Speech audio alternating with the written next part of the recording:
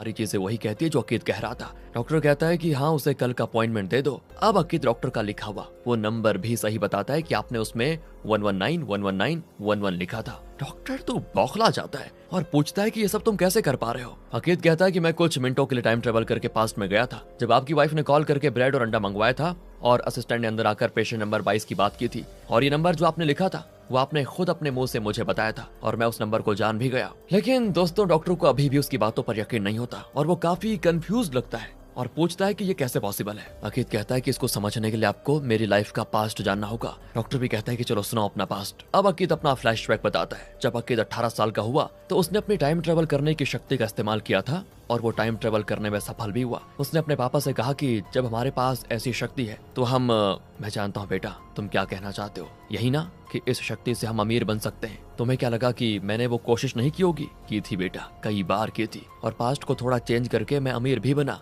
लेकिन वो पैसे मेरे पास टिकते ही नहीं थे। मतलब ये कि तुम्हारे दादाजी को, फिर मुझे, और अब तुम्हें जो ये शक्ति मिली है, इसे इस्तेमाल करने के कुछ रूल है। रूल नंबर 1 तो यह है कि इस शक्ति से पैसे नहीं कमाए जा सकते। रूल नंबर 2, तुम किस्मत को बदलने की कोशिश नहीं कर सकते। फॉर एग्जाम्पल, ये फूल मुरझा जाता है, अगर तुम अपनी शक्ति से इसको मुरझाने से रोकने की कोशिश करोगे भी तो फेल हो जाओगे, क्योंकि इस फूल की किस्मत में ही मुरझा जाना लिखा हुआ है। तुम जितना भी उसको रोकने की कोशिश कर लो, लेकिन ये बार बार मुरझा कर ही रहेगा। ऐसे में एक दिन अकीद सो रहा होता है तो उसकी माँ उसको जगाती है और कहती है कि भूल गए, हमें सामान खरीदने जाना था। अकीद भी उठकर तैयार होता है, लेकिन न जाने पापा ने माँ को क्या कह दिया। वो रो रही होती है। पापा कहते हैं कि बेटा तुम्हारी माँ की तबीयत खराब है, हम दोनों जाकर सामान लेकर आ जाएंगे, चलो। बाप बेटा चीजें खरीदने जाते हैं। तेज बारिश भी हो रही होती है। अकीद गाड़ी में पौधे खाद वगैरह चढ़ा रहा होता है और तभी एक पॉकेट मार एक लड़की का पर्स चुरा कर भाग जाता है, जिसको पकड़ने के लिए पापा भी भागते हैं। अकीद भी पापा के पीछे भाग जाता है बचाने के लिए, और तब वो चोर बचने के लिए अकीद के पापा के पेट में चाकू घोंप देता है और भाग जाता है।